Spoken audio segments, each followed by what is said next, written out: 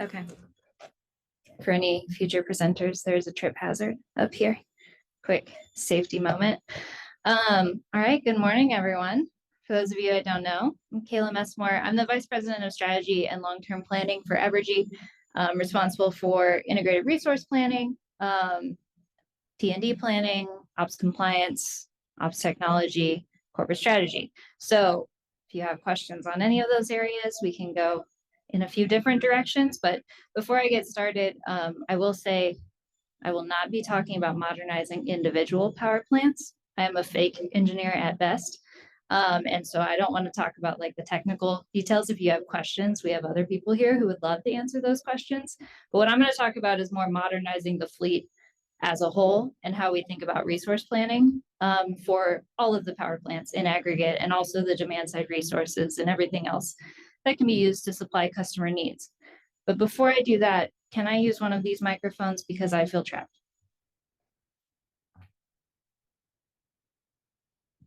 All right, I've been told I can walk this direction, and so I will, but I'm sorry to those of you over there. Okay, so planning for the future of power generation. Typically this is an hour-long presentation, so you're getting the short version, and I apologize if it feels like a whirlwind tour at times. I will try and leave time for questions at the end as we go through all of it. But I'm going to do reminder on who Evergy is, because you are in Kansas City. You probably know who Evergy is, especially because you're at a Midwest Energy Policy Summit. So you probably know, but I'll go over that, and I'll talk about kind of how we do integrated resource planning, or IRPs for short. What are the inputs as you build it? What is the ultimate outcome of it? And then finally, what does our current preferred resource plan look like? What is the plan for our generation over the next 20 years? And how did we get to that as our current plan? So I'll talk through all of that. Sounds like Spire gave you a preview of our resource plan in their presentation earlier this morning. So I will continue to build on that and explain why it looks the way that it does. So as a reminder, this is Evergy. So we have operations kind of in the western third of Missouri and the eastern half of Kansas. We have a diverse mix of generators across the entire two-state region. We also have some generators in other states. And we have 4 jurisdictions across that broader service territory. So Evergy, Missouri West, Kansas Metro, Missouri Metro, and Kansas Central. None of that really matters, but it's helpful context because we do actually do integrated resource plans for each jurisdiction because they all have very different fleets and need different things going for the next 20 years. Oh no, we're gonna have formatting issues. Okay, well, bear with me on formatting. This is our current capacity mix at the top and energy mix at the bottom for each of our 3 jurisdictions. I'm looking at Metro on a consolidated basis across Kansas and Missouri here. But the reason this is important is just so I can remind you of, we're going to talk about both capacity in this presentation, which is like the physical capability to produce energy. And then we're going to talk about energy, which is the actual production of energy. So actual production of energy will be dependent on fuel prices, market conditions, any sort of environmental regulations that constrain the dispatch of a generator. So we'll talk about those 2 concepts individually and how they're interrelated to each other. As we go through our IRP, you'll hear these themes from basically anyone who talks about utility strategy, is that first and foremost, we have to maintain reliability. When we do our integrated resource planning, we're focused on how do we meet the reliability requirements, number 1. Number 2 is how do we do that in the lowest cost, risk-adjusted way? So that's the affordability component.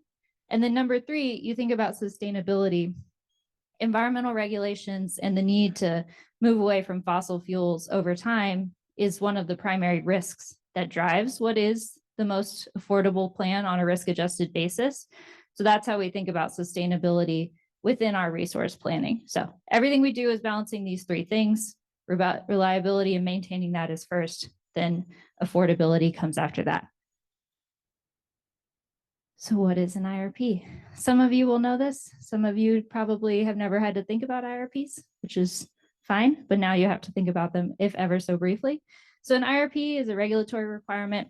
And for us in Kansas and Missouri, we're filing a 20-year plan of how we're going to meet forecasted customer energy needs using a mix of both supply side, so kind of traditional power plants, and demand side, so energy efficiency, demand response. Those both kinds of resources are compared in an IRP, and we develop what's called a preferred resource plan.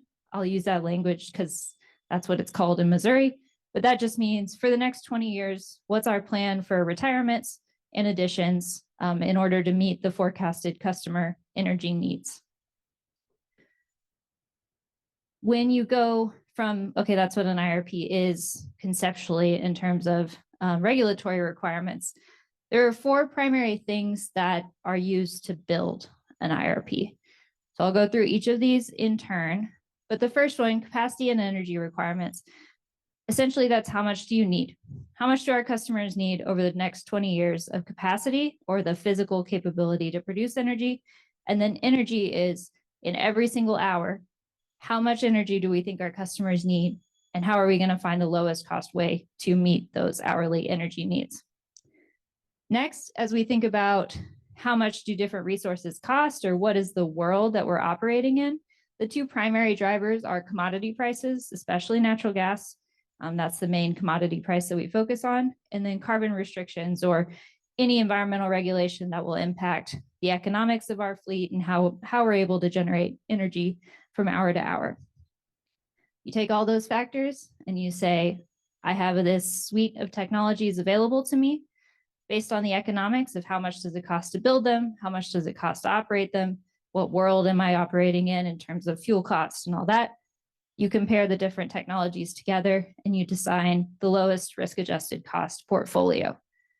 So simple in one slide, that's what an IRP is looking at. That's how we look at IRPs. We'll get to the end, which is the answer is a little bit of everything in terms of different technologies. And so we'll talk through how that's materialized in our plan. But as you look at any IRP, this is generally how it's broken down into what it's looking at. Capacity requirements. All right. So post Winter Storm Uri, I would say a lot of people are talking about resource adequacy who didn't know what resource adequacy was before February of 2021, which is awesome because it's a very important conversation. But I just want to break down when people talk about resource adequacy in terms of how that impacts our plan, there's 2 specific components.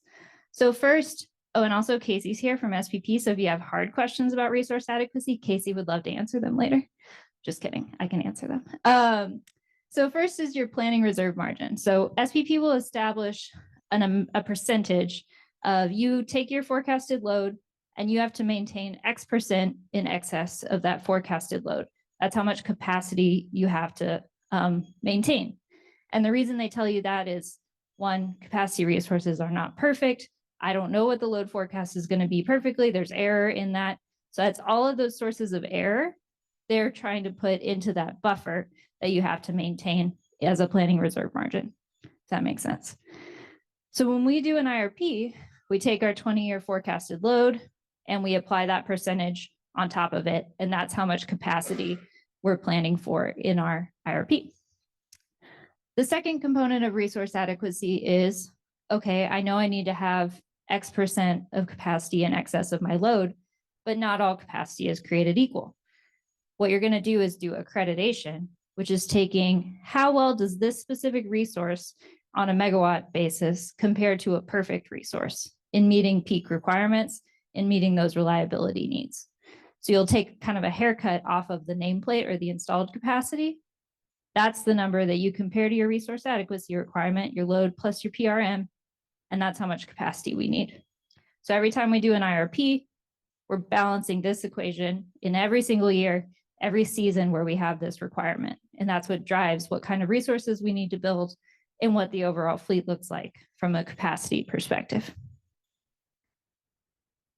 On the accreditation side, this is just a rough approximation of how different technology types accredit.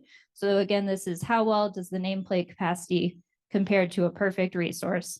Solar and wind are going to be lower percentage. I think that's probably not surprising. You know that the sun doesn't shine all the time, the wind doesn't blow all the time. And so that is reflected in the reliability contribution of those resources, which is what accreditation is. Storage is higher, so around 80 to 100%. It could go a little bit lower depending on the season and a few other things, but around that amount. And then thermal, what's going to drive a reduction in the accreditation of thermal resources, which will be gas, coal, nuclear, is their performance in terms of reliability. So are they having a significant number of forced outages? If so, they're less valuable capacity resources. So that's going to be sort of applied to their nameplate as you're trying to meet your capacity requirements. So this kind of puts it all together from Evergy's perspective. This is focused on our Missouri operations only, just to make it simple. But you can see here, so for this summer, as of last year, we were forecasting a surplus, call it about 200 megawatts. The changes to increasing the reserve margin and then reducing the accreditation of resources essentially took us from being long 200 megawatts to short a little bit. The other big change that's happened since in the last 18 months is we're seeing this uptick in economic development, this big growth in load. Again, that reduces your capacity position, increases your need for new resources. And then finally, if you look forward to retirements of coal resources, I mean, we're all waiting for the EPA to release a lot of rules, which will have a big impact on the economics of coal and the ability to keep operating them. But coal is a huge part of our capacity mix today. So if you forecast a retirement there, which we do in the future, that increases your capacity need even more. So this ends up being, compared to a 200 megawatt surplus, before all these changes, you're down to like 1,000 megawatt deficit or need for capacity. So when we do an IRP, this is what we're solving for, is we're saying, here's our capacity need, here's the resources available to meet it, what's the lowest cost way to build those resources into the plan. Okay, integrated market. It's going to be very short. We're not going to spend a lot of time on the integrated market unless y'all want to in questions.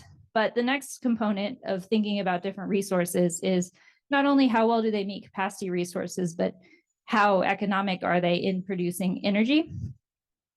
In the pre-integrated market days, every balancing authority, so like me as KCP&L at the time, I was responsible for balancing generation and load in my area. I was the balancing authority. So that was all that was going on there. I dispatched my generators to meet my load. Now that we're part of SPP and SPP operates an integrated market, my generators are selling every megawatt hour they produce into the SPP, and I'm buying every megawatt hour I need out of the SPP. And other than congestion and losses, which we won't talk about, that's done at the same price. So SPP is taking every generator based on their marginal cost, which is the cost of producing the next megawatt hour, essentially, stacking them up, saying I need X number to be produced based on my load, and that sets the energy price in the market, which then determines how much revenue do I make as a generator in the market, and then how much do I pay as a load in the market. Because again, that's very quick. It's important because it impacts the economics of all of our generators and drives how plans are produced, but we don't have to talk about it a ton here. What really matters is thinking back to those bullet 2 and 3 on that first, how do you build an IRP slide? If you think about commodity prices, the reason that matters is if natural gas prices go up, obviously the cost of fuel for a natural gas resource goes up. That's pretty intuitive. But what that also means is that those resources are now more expensive in the market, and they're going to set a higher energy price. So you see wholesale energy prices following natural gas price. Again, I'll explain that more if we need to, which then means generators make more money in the market, revenue, but also I pay more money in the market for my load. So those two things are staying together. Natural gas goes up, my power plants make more money, but also I pay more money for what I need to buy. Okay. Carbon restrictions are even more complicated. So if you think about carbon restrictions can take the form of either a carbon tax or a cap on emissions, simplistically. So if you say that I have a tighter emission restriction, so whatever that could be, say I have to hit 80% reduction by 2040. If I say there's a tighter restriction and or there's a tax, what that means is that people are going to build a lot more generation, renewable generation that's non-emitting. That's a $0 marginal cost. So if I have a wind farm, I'm telling SPP I will produce the next megawatt hour for $0 because it doesn't cost me anything as long as the wind is blowing. What that does is it actually drives prices down. I will explain that more if we need to. It also drives up the cost of fossil resources if you have a carbon tax. But the net impact of that, and I'll show it on the next slide, is generally a carbon restriction will drive down energy prices. If you have more and more renewables going into the market, they're suppressing that marginal economics and they're going to bring down prices, which then means the generators left in the market that are not renewables are going to have less revenue. But the good thing is, me as a load, I benefit from lower energy prices. So there you go. But the problem is that you also will have more price volatility in that market and more reliability risk. Because what you'll be doing is jumping between energy is being set and served only by renewables. That means that energy is $0. That's essentially free energy in the market. Now the renewables aren't available. It's set by natural gas. So you're going to be swinging back and forth from basically $0 to whatever, call it $80 power, depending on what your natural gas price is. So that's where that price volatility comes in, and it's much more significant in a carbon restricted world, not even mentioning the reliability impacts of having a less fossil or on-site fuel available. So when we do an IRP, we are assessing, and I'll just point at this because the formatting is weird. We are assessing if I model a different resource mix, it will be dispatching into that energy market where prices are set based on all those things I just explained. In the top 3 lines, that's if there's no carbon restriction. So that's just saying, here are the energy prices. There's no restriction on carbon. The bottom light orange is a low natural gas price. The top dark orange is a high natural gas price. So you get kind of an intuitive following of natural gas prices with your energy that you're getting in the for the resource. These 3 blue lines are if you're heavily carbon restricted. So again, you do see this is high natural gas, this is low natural gas, but all of them are falling. And that's what's driven by those the increased proliferation of renewables that's driving down your cost of all the resources in the market, taking away the opportunity for revenue for the non-renewable resources that are in the market, which creates a very weird cycle. This is the high fixed cost, low variable cost universe that economists do not love. So this is the whole challenge of what does the market look like in a carbon restricted world where you've essentially kind of broken the economic signal that should be coming from the market. And all of this is compared to how much does it actually cost to produce a megawatt hour. So if you look at this one, the highest price we have here is like a little short of 50. That's $1 per megawatt value. And this is how much does it cost to actually produce from any of these technologies. So you'll see basically none of these are less than 50. So essentially you're going to have to pay more to produce that megawatt hour than it's getting in the market, because this is an all-in fixed and variable cost view of every electron that you have to generate. Herein lies the problem, which is that you have all of these things. You need to pick the lowest cost way to serve customer energy needs. You know they're not going to recover all of their costs in the market. So you just have to come up with hello, Sarah. You just have to come up with the lowest cost way to produce that energy, knowing that you won't recover all of those costs in the market. It's okay. I can do it from memory if you want, but it's going to be way harder for them to follow.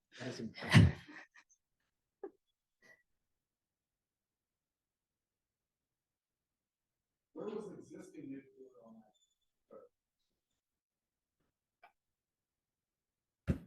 that? Let me look at, if I can get it up, I can give you a rough estimate. I didn't put that on the slide, but it should be roundabout existing coal, maybe a little lower. I don't know that for sure. Jason, do you know for sure, or Evergy? Okay.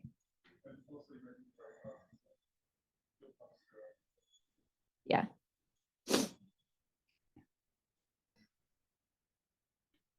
I apologize, everyone. It's okay. So while that slide's not up there, I can keep talking about what it shows. Essentially what it shows is that your lowest cost options are a mix of solar, wind, natural gas combined cycle, existing coal, and existing nuclear, although it's not on the slide. So it's basically keep what you've got, supplement it with natural gas combined cycle and renewables. But even though renewables are the lowest cost energy option on that slide, remember we talked about the capacity accreditation where those are getting 5 to 25% credit. So you can't meet your capacity requirements with renewables. So this is sort of the tension where natural gas combined cycle is a low cost source of energy, also a good source of capacity.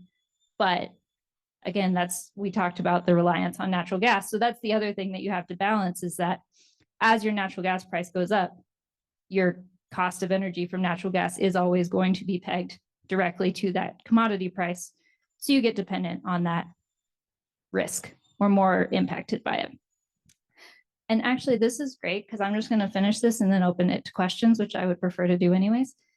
So what the next slide is that you can't see is saying that every time we do an IRP, we're balancing on the right-hand side, how much do we need? And need is going to be capacity, energy, and what I call carbon freeness. We need a better word for that. But carbon freeness in a world where you're carbon restricted, not only do you want energy, but you need energy that is not producing carbon. And so that's what the IRP is optimizing for is how do I meet those needs? And on the left-hand side, what you have to balance that using is how much do I think the resources are going to cost? How much value do I think they're going to get out of the wholesale market based on my commodity or carbon restriction assumptions? And then how do I manage uncertainty? Because all I know as a long-term planner is that I'm wrong about everything that I'm forecasting. So how do you make sure that you're flexible as things change and that whatever you're choosing is robust across a large range of uncertainty?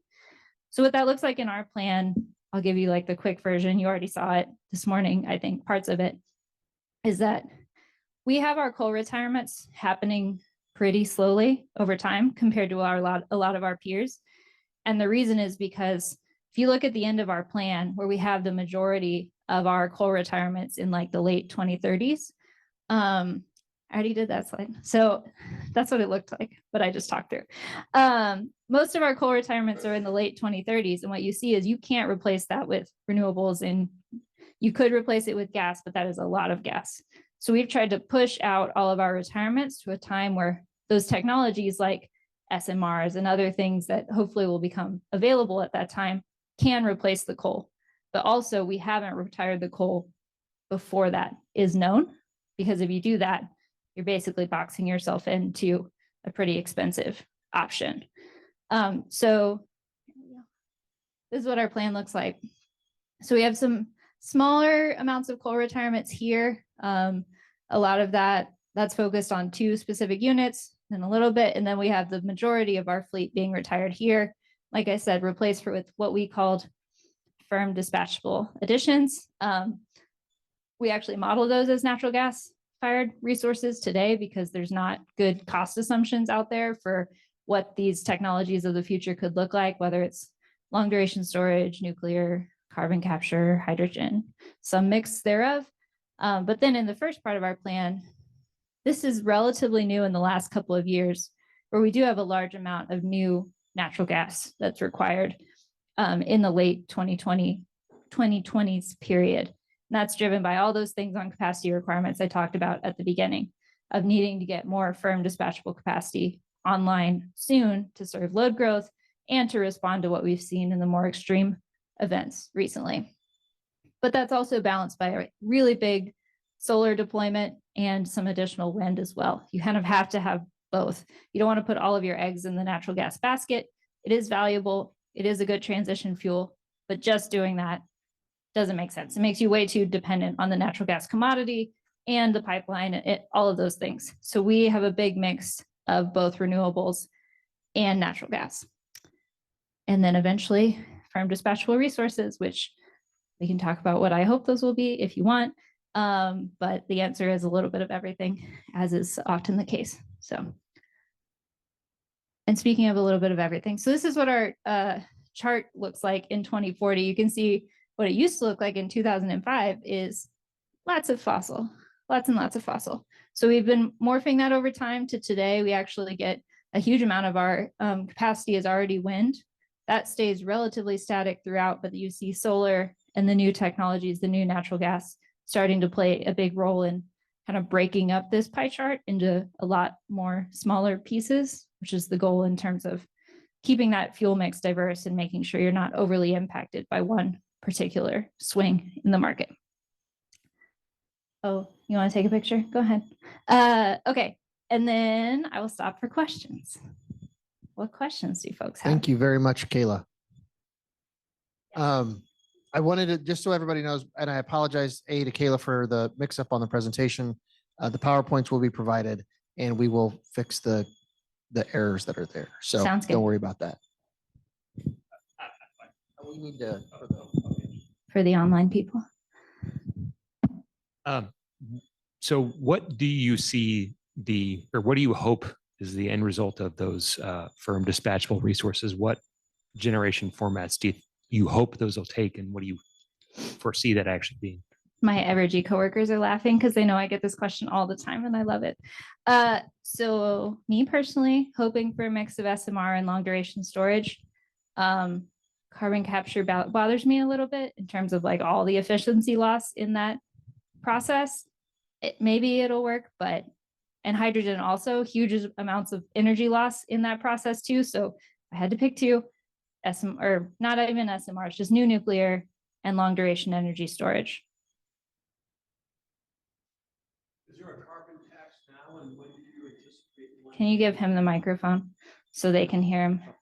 Is there a carbon tax now, and when do you anticipate one being enacted, since we've been hearing about carbon tax for the last 15 years? Yes, we have modeled carbon taxes for a long time. We actually don't model much of a carbon tax anymore because there is not one today.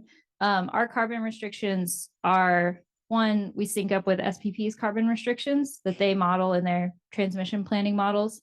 But it actually, the high case, instead of being a very high carbon tax, is now a high emission restriction that looks kind of like what the EPA had proposed in their greenhouse gas rules.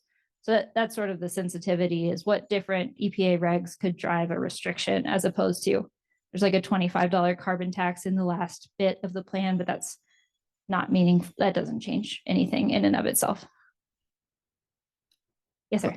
Thanks, Kayla. How do fuel adjustment clauses that allow pass through of fuel costs to customers affect your long-term planning? They don't. So when we do resource planning, we always assume perfect rate making because we don't care about how the recovery mechanism specifically works. We're looking at all in customer costs, no matter how they're recovered. What's the best way to meet customer energy needs? Yes, sir. I think that's the only.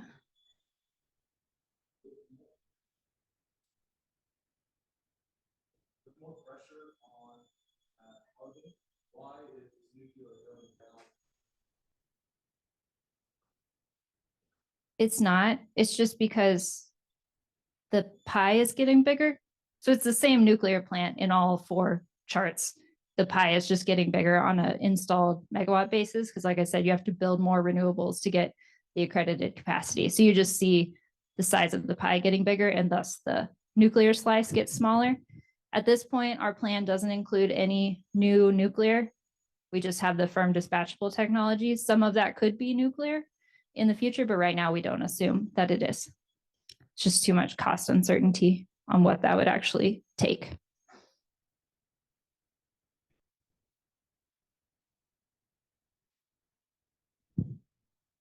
Regarding resource adequacy, how much has it changed in the last 5 years?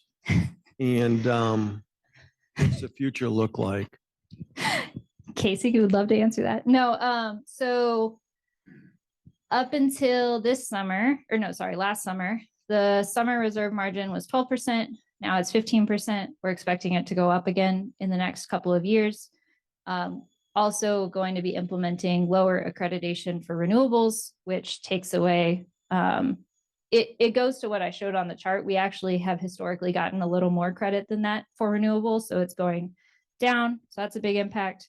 Implementing the performance-based accreditation for thermal resources, which again reduces their credit if they're not performing well from a reliability perspective. and then implementing winter resource adequacy requirements. There's been a lot of change there.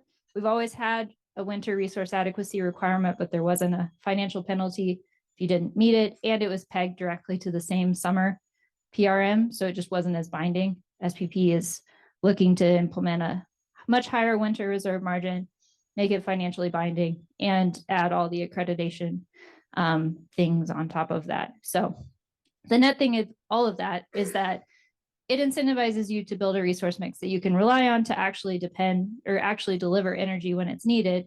It also incentivizes you to keep your fleet reliable so that you can get the credit that you need out of it. So lots and lots of changes though.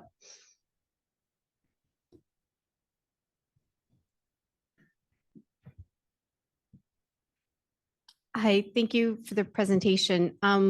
This may be a loaded question and we can talk offline if that's better, That's fine. but just related to moving forward with IRPs and how fast technology is changing.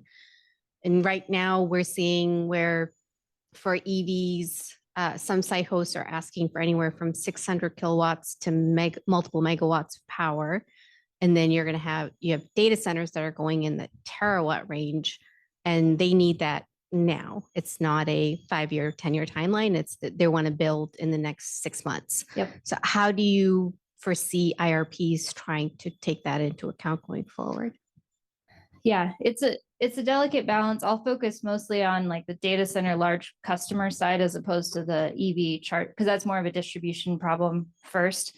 On the data centers, I think and other large customers, the balance is you don't want to build a bunch of extra capacity that you're not going to end up needing. A lot of these data centers are shopping dozens of sites at the same time. And so you kind of are trying to balance when are they certain enough that you want to build to serve them versus how do you make sure that you can serve them if they want to locate in your territory. So the way we've done that in our planning is factoring in customers that we know about, who we know are coming, making sure we're planning to serve them, and also putting some conservatism in how we think capacity requirements will change over time so that we are building a little bit of buffer into our plan.